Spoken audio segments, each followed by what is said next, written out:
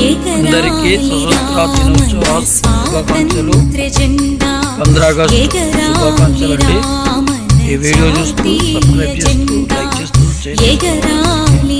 చాలా థ్యాంక్స్.